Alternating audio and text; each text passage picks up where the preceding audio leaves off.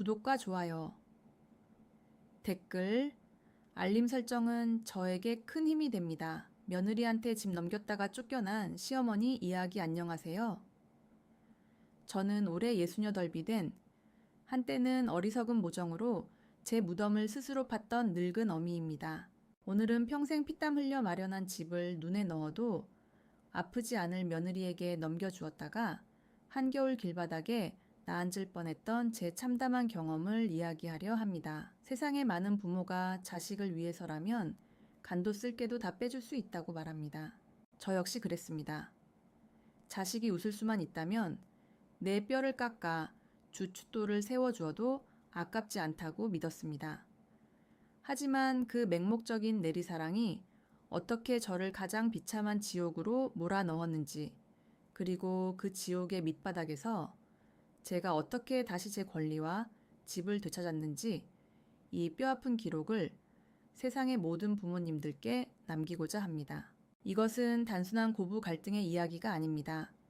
가족이라는 이름으로 포장된 인간의 얄팍한 탐욕과 그것을 끊어내기 위해 피눈물을 흘려야 했던 한 늙은 어미의 처절한 생존기입니다. 제1장, 호러미의 눈물로 닦아올린 40평 아파트제 남편은 아들이 겨우 7살 되던 해 공사 현장에서 불의의 사고로 세상을 떠났습니다. 보상금 한 푼 제대로 받지 못한 채 저는 젊은 나이에 청산과부가 되어 어린 아들을 홀로 키워야 했습니다. 배운 것 없고 가진 것 없는 여자가 할 수 있는 일이라곤 몸을 축내는 일뿐이었습니다. 새벽 4시에 일어나 도매시장에서 채소를 떼어다 팔았고 오후에는 남의 집 파출부로 들어가 화장실 변기를 닦았습니다. 밤에는 식당 주방에서 뚝배기를 나르다 끓는 국물에 손목을 대인 적이 한두 번이 아니었습니다. 제 손등은 화상 흉터와 굳은 살로 거북이 등껍질처럼 변해갔지만 아들이 학교에서 상장을 받아오는 날이면 그 모든 고단함이 눈 녹듯 사라졌습니다. 그렇게 악착같이 30년을 일했습니다. 안 입고 안 먹고 아파도 병원비가 아까워 약국에서 산 진통제 한 알로 버티며 모은 돈이었습니다. 그 피 같은 돈으로 저는 제 나이 55에 드디어 서울 변두리에 40평짜리 낡은 아파트 한 채를 장만할 수 있었습니다.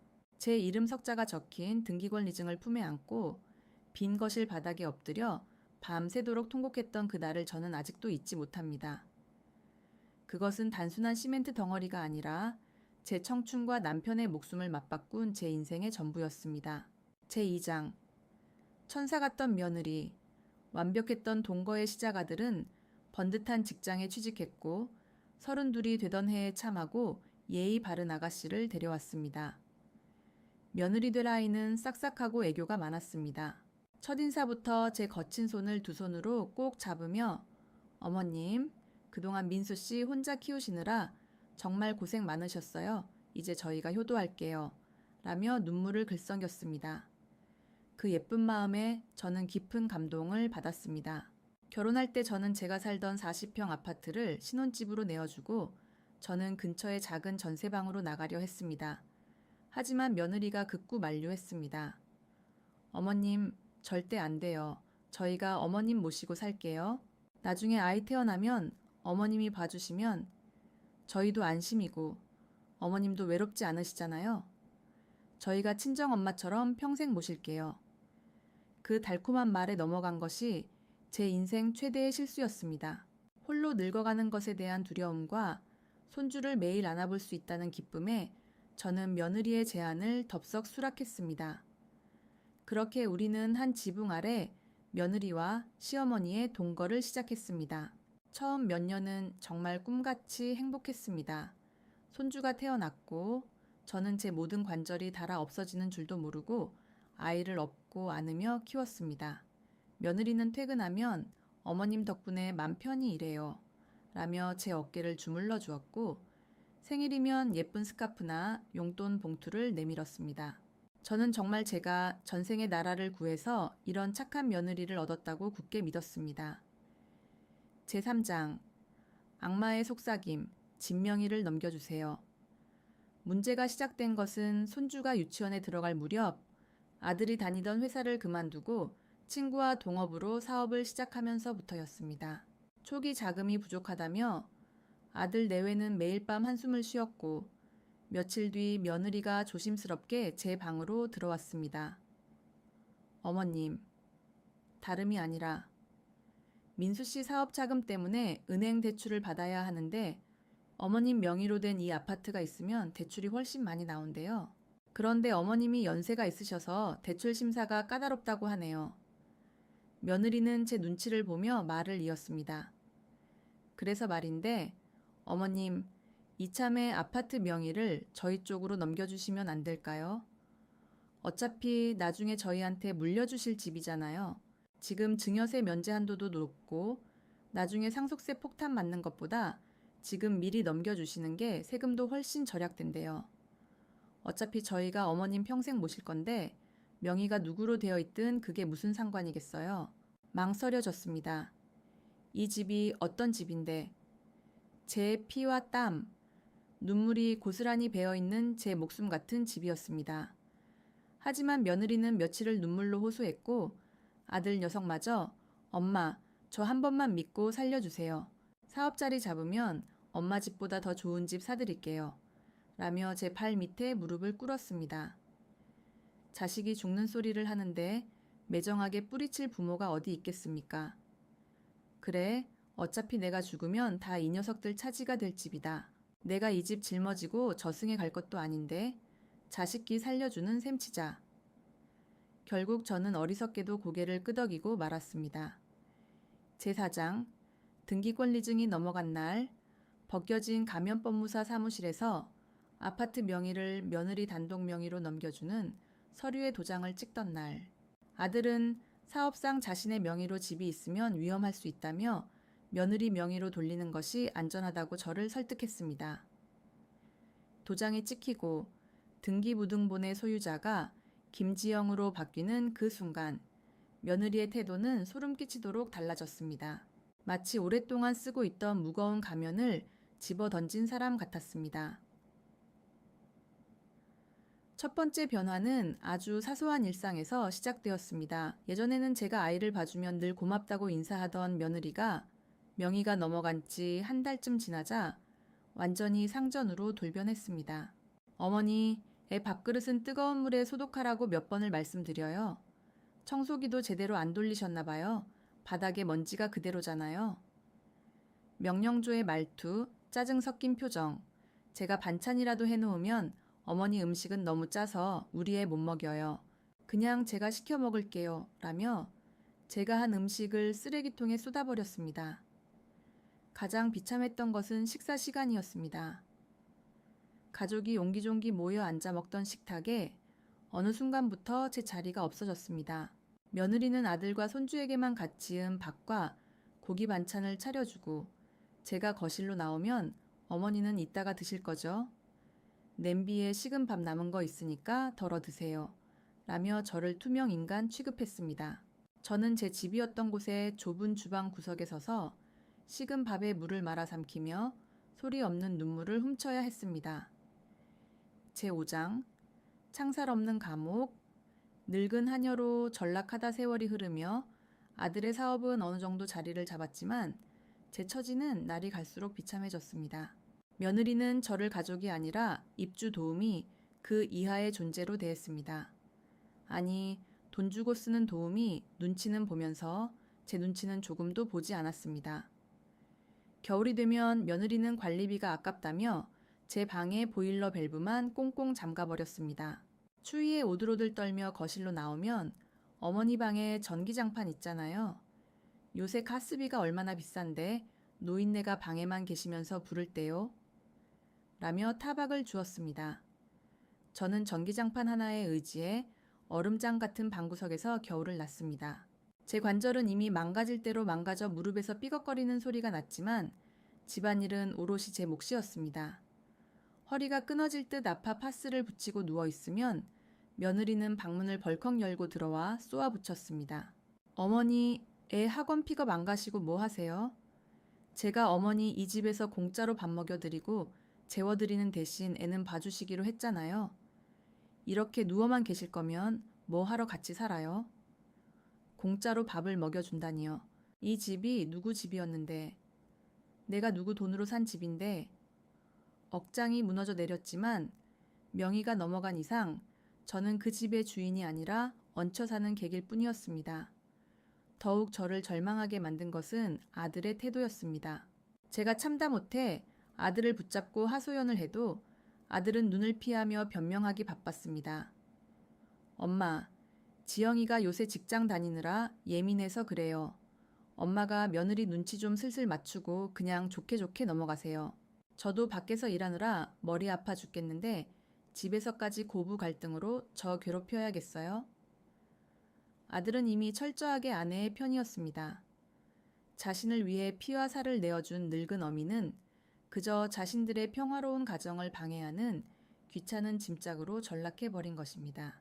제6장 폭발한 분노 그리고 길거리로 내쫓기다 그렇게 3년의 지옥 같은 시간이 흐른 어느 날이었습니다. 제가 심한 몸살 감기에 걸려 열이 39도까지 오르고 끙끙 앓아누운 날이었습니다.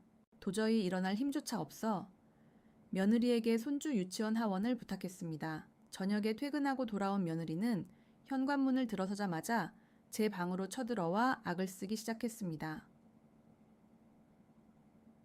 어머니, 저 오늘 회사에서 중요한 회의 있었는데 어머니가 애 픽업 안 가서 저 반차 내고 달려온 거 알아요? 저 진급 누락되면 어머니가 책임지실 거예요. 진짜 노인네가 집만 되고 도움이 안 돼. 그 순간 저도 참았던 3년의 울분과 한이 댐이 터지듯 폭발하고 말았습니다. 열에 들떠 후들거리는 다리를 이끌고 일어나 며느리에게 소리쳤습니다. 뭐? 노인네가 도움이 안 돼? 이 독하고 몹쓸 년아. 네가 지금 깔고 앉아있는 이 집, 내가 평생 피토하며 병이통 닦아서 산 집이야. 진명에 넘겨받기 전에는 간도 쓸개도 다 빼줄 것처럼 알랑거리더니 등기권리증 내 이름으로 바뀌자마자 나를 하녀 취급해. 짐승도 은혜를 입으면 꼬리를 칠 줄 알거늘. 네가 사람의 탈을 쓰고 어떻게 이럴 수가 있어. 제가 가슴을 치며 오열하자 거실에 있던 아들이 뛰어들어왔습니다. 저는 아들이 당연히 제 편을 들어줄 줄 알았습니다. 하지만 아들은 저를 밀치며 며느리를 감싸 안았습니다. 엄마, 왜 사람을 잡고 난리예요? 지영이 말이 틀렸어요. 이 집 명예 지영이 거예요. 엄마가 우리한테 줬잖아요. 줬으면 끝이지. 왜 자꾸 옛날 이야기 하면서 사람 피곤하게 만들어요. 아들의 그 한마디에 저는 심장이 칼에 난도질 당하는 것 같았습니다. 그리고 며느리는 저를 싸늘하게 내려다보며 사형 선고를 내렸습니다. 어머니가 산 집? 웃기지 마세요. 이 집 법적으로 내 집이에요. 내 집에서 나가요. 당장 짐 싸서 나가시라고요. 어머니 같은 사람 꼴도 보기 싫으니까 짐 싸서 오늘 당장 내 집에서 나가. 며느리는 옷장에 있던 제 옷가지들을 닥치는 대로 꺼내 거실 바닥에 패대 기쳤습니다. 아들은 그저 뒷짐을 지고 못 본 척 고개를 돌렸습니다. 영하 10도의 한겨울 밤이었습니다. 저는 내의 바람에 패딩 하나만 걸친 채 낡은 캐리어 하나와 함께 제 목숨 같았던 집에서 제 피부 튄 아들의 손에 떠밀려 길거리로 내쫓기고 말았습니다. 제7장, 지옥의 밑바닥에서 발견한 한 줄기 희망 갈 곳이 없었습니다. 주머니에 있는 돈이라곤 꼬깃꼬깃한 5만원짜리 3장이 전부였습니다. 찜질방 구석에 웅크려 누워 밤새도록 짐승처럼 울었습니다. 억울해서 미칠 것 같았고 배은망덕한 아들과 며느리를 죽이고 저도 죽어버리고 싶었습니다. 이대로 늙고 병들어 길바닥에서 굶어 죽을 수는 없다. 내 피 묻은 돈으로 산 내 집이다. 어떻게든 그 짐승 같은 연놈들에게서 내 집을 되찾아야 한다. 다음 날 아침 저는 눈물을 닦고 일어섰습니다. 주민센터에 가서 긴급 생계 지원을 신청해 근처 고시원의 작은 방을 잡았습니다. 낮에는 건물 청소를 하며 돈을 모았고 밤마다 무료 법률 상담소와 이혼, 상속 전문 변호사들을 찾아다니며 제 상황을 호소했습니다. 하지만 변호사들의 대답은 한결같이 절망적이었습니다. 어르신 안타깝지만 단순 증여로 이미 등기가 넘어간 부동산은 다시 되찾기가 거의 불가능합니다. 며느리가 스스로 돌려주지 않는 이상 법적으로 소유권은 며느리에게 완벽하게 넘어간 상태입니다. 하늘이 무너지는 것 같았습니다.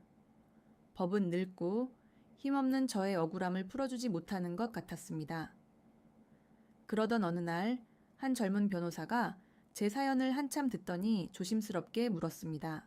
어르신, 혹시 집을 넘겨주실 때 며느리나 아들에게서 어르신을 부양하겠다는 각서나 메모 같은 것을 받으신 적이 있습니까? 아니면 그런 내용이 담긴 녹음 파일이라도요? 저는 머리를 쥐어뜯으며 기억을 더듬었습니다. 각서, 메모 또 순간 머릿속에 번뜩하고 떠오르는 장면이 있었습니다. 집 명의를 넘겨주기 며칠 전이었습니다. 저는 내심 불안한 마음에 문방구에서 편지지 2장을 사왔습니다. 그리고 며느리와 아들을 앉혀놓고 제가 직접 펜을 들어 글을 썼습니다. 이 아파트를 며느리 김지영의 명의로 이전해주는 조건으로 김지영과 아들 이민수는 어머니 박명자가 살아 숨쉬는 동안 한 집에서 정성껏 부양하며 생활비와 병원비를 책임지고 효도를 다할 것을 굳게 약속한다.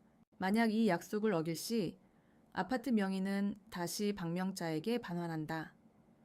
저는 그 종이에 며느리와 아들의 자필 서명과 지장을 찍게 했습니다.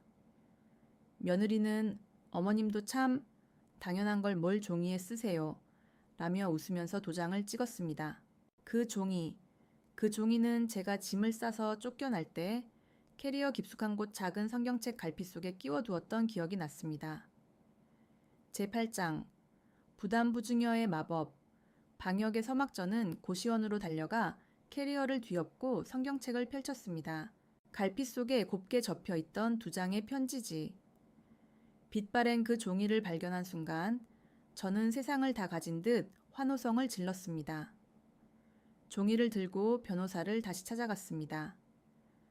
변호사는 종이를 확인하더니 무릎을 탁 쳤습니다. 어르신, 살았습니다. 이것은 단순 증여가 아니라 부담부 증여, 조건부 증여를 입증하는 완벽한 증거입니다.